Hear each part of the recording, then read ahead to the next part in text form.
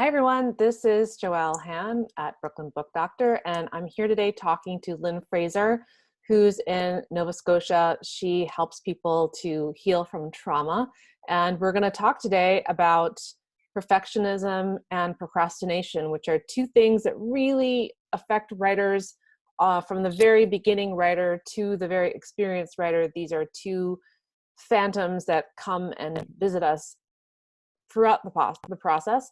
And Lynn and I are going to chat a bit about that because Lynn has some insights into it from being someone who helps people to heal from trauma in with the various ways she has in her toolbox. So, hi, Lynn. Hi, Joel. Thanks for having me here for this conversation. Yeah, thanks for coming. I'm really excited about this. This is part of a series I'm doing at Brooklyn Book Doctor, and I'm also really interested to know what everyone's going to say about this because as a writer and as a human being, I also procrastinate and have a tendency towards perfectionism. So I want to know what the secrets are.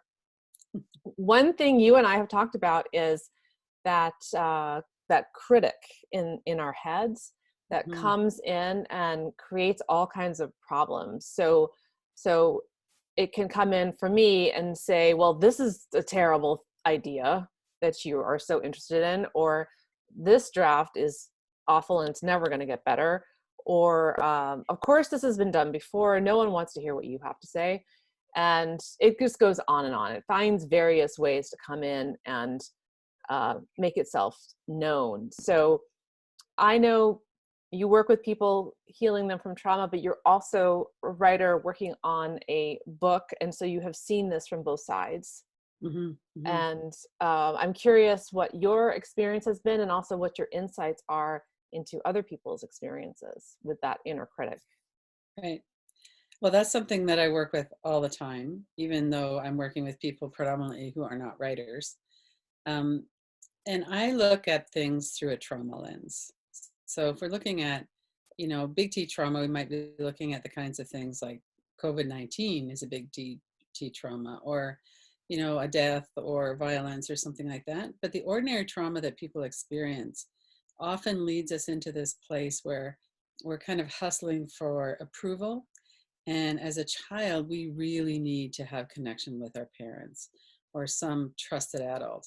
And when we don't have that attachment, when we don't have that feeling like we're known and we're loved for who we are, not just for good marks or something like that, then we develop this kind of urgency around, I need to do better. If I am smarter, if I get better marks, if I'm nicer, if I'm prettier, if I'm better at football, whatever it is, then they will love me and they will protect me and take care of me. So that perfectionism is one of our survival systems, that we really want to have this connection with our parents primarily, but with other people too.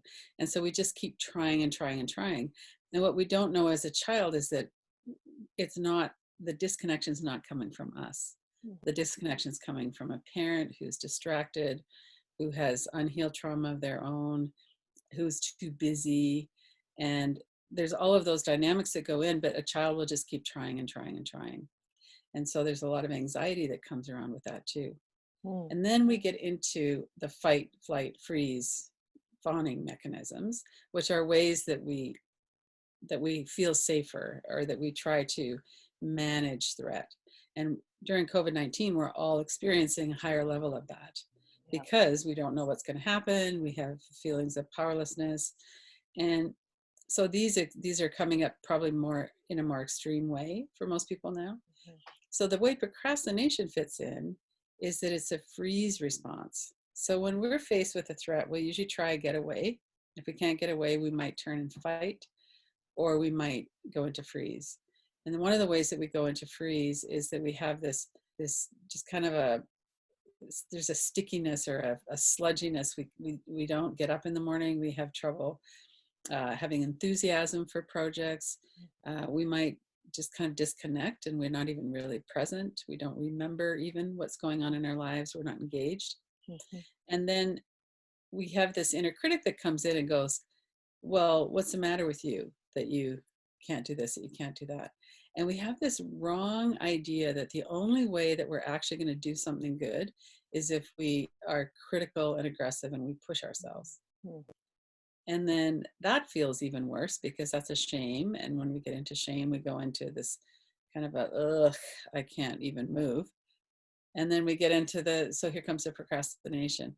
And so it's kind of a cycle of we're not feeling connected for whatever reason. No. And then we get into this perfectionism of, well, if I was just better, they would love me. And then we get into the shame storm and the procrastination. So I view procrastination as a trauma response. Mm. And to heal that, we need to heal the Mm. underlying mechanism around trauma. That's so fascinating. So it can really apply to our habits or tendencies in normal life when we're not in a pandemic, and it also might be really heightened right now. So if someone's working on writing at the moment, or a book project, or anything where they're trying to put something out, and they have unacknowledged or unhealed trauma, this could be holding them back in ways that they don't realize. They could Right. have an amplification of that inner critic, but not realize that it's something that they can do anything about at this moment. Right. Yeah. And there are definitely ways to work with this. And being kind and compassionate with ourselves is a big part of that. But also to recognize if this is a trauma response, what we need to do when we're afraid is to feel safe. And how can we do that? And so that's part of the treatment as well. So let's back up just a second. I just want to get clear on what you were saying about what trauma is, because you were saying right at the beginning that often we think of trauma as being, I lived through a war, or I was severely abused, or my family was devastated by something, and so we all suffered in this way. But you're saying that trauma can be actually a disconnection with a authority figure, or someone we rely on for survival, and that we have certain patterns we've developed because of that relationship that we internalize and then enact or live with them. How does it, where's the connection to trauma in that kind of situation where it's not obviously Right. abuse? So one of the things that we know is that children are threatened when there's emotional neglect. So we need to have an attuned empathy, or a reliable connection with an adult who sees us and cares about us. And oftentimes, parents are really under so much stress. There's, you come in from school, and if the parent is home, they're engaged in working, or they're, on their phone, or they're distracted somehow, or maybe they're just, they're trying to get dinner together and they don't have the real patience to kind of look someone in the eye and go, I'm glad you're home. Mm-hmm. And let's talk about your day, and to kind of tune in like that. And not to blame parents or to shame parents for that either, because our whole culture is set up for distraction. Yeah. And it's really hard to connect, and there's so much pressure on people. Mm. And so one of the things that some of the specialists in this are saying is that we actually only need to attune with the child about 30% of the time, Mm. but we do need at least that. Mm. So this kind of emotional neglect can lead to this. It could be also things like, being a geeky kid in a family of athletes, or, being the athlete in the family of intellectuals, Mm-hmm. or, being someone who is bullied at school or left out, or who doesn't have that kind of social grace to kind of be in the in crowd. Mm. It could be a sickness, or something that, you had a teacher who was bullying you, or there's so many different ways that it could happen. Right. And so it doesn't have to necessarily be trauma in your home growing up. It could be a disconnection in your home, and then that kind of leaves us open for all kinds of other problems, and then we don't feel like we have anyone we can go to. Mm-hmm. And that's why they say, one adult that you can trust when you're a child, a teacher, an aunt or uncle or something like that, can really help. Mm-hmm. So I just forgot my question for you. So I was going to relate it to when you sit down to write, this is a very solitary activity when it's just you and your thoughts. Doesn't matter how you write, if with a computer or with a pen or at home. Sometimes people like to go out and write, but we can't do that right now. Is that a time when the inner critic can come up very strongly because we're alone with ourselves? Is that a particularly vulnerable time for these kinds of critical thoughts? It is, and then we're also doing something that could feel risky to our primitive brain. So if we were to do this beautiful writing and get a book published, then we're going to stand out. And that could feel quite threatening to us as well. So sometimes it's not a fear of failure. It's also could be a Of fear of success, success, right? Because right? then you'll be out there in the public. People will hear what you have to say and they'll be commenting on it, and maybe your family will also see it, and then who will you be? That kind of thing. Yeah. Mhm. Yeah. And a lot of times people have had many really scarring experiences of being shamed, or even if it's not as extreme as you would say shaming, but just judged or critiqued, or, sometimes you'll bring home a good report card, where you're getting 80s and 90s, but a parent will say, well, what happened to the other 10%? Or, Mm, oftentimes people are trying to encourage us and inspire us to do better, but actually it's quite harmful yeah. to have that feeling that the only benefit of us is our good marks, or the pride our family takes in us, or something like that. So we can So have yeah. ourselves in the writing, but we can also have that critic that's talking way back there too. That's right. Right. So Yeah, there's a kind of achievement, it sounds like you're saying. There's a kind of achievement that's on the table. It's not just about the process of writing or the process of being involved with our project. It's also this pressure to achieve, and that can bring up the critic, and that can bring up this need to be very perfect or do 1,010%, or to avoid it because it's too risky to fail or to succeed. right. Yeah, Yeah, that's so fascinating. yeah. Um, And then just, yeah. to bring the COVID-19 into this too, what I found lately is that there's just kind of a heaviness in my energy and a sluggishness in my mind. So I'll start to write and then I'll just I feel like kind of foggy.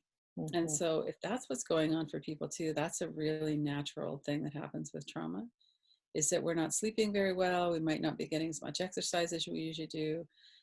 We might be drinking more or eating more, something like that too. But even if we're not doing those things, we're still there's a heaviness to the energy right now because Mhm. we're trying to cope with this new reality and what's going to happen. And there's a lot of fear that really affects us too. So we just don't have that clarity, and that kind of flow that we can sometimes get into is a bit harder right now too. That's right. Yeah. So right now things are quite different than they usually are. Yeah, yeah. Well, this is excellent. Thanks so much for jumping on and talking to me today. We're going to do a longer interview after this, and I'm going to put it up somewhere where people can see it.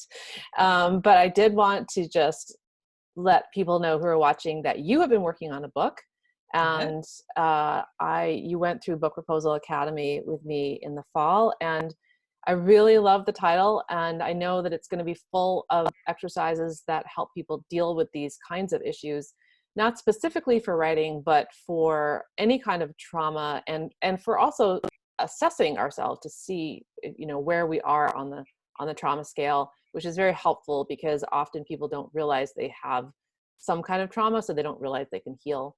And this is true Right. for everybody, and definitely true for writers. So I'm just going to read the title because I didn't want to mess it up, so I have it on my other screen. It is Ordinary Trauma, Extraordinary Healing, Inspiring Stories and Powerful Practices to Heal the Pain of Being Human. That is a great title. And I know people can find more information about you at lynnfraserstillpoint.com, and that's Fraser, Fraser, Lynn Fraser, stillpoint.com. There's a lot of exercises and programs there that people can benefit from. And we will continue in a moment, have a longer conversation. But for now, thank you so much. Yes, thank you, Joelle. Thanks.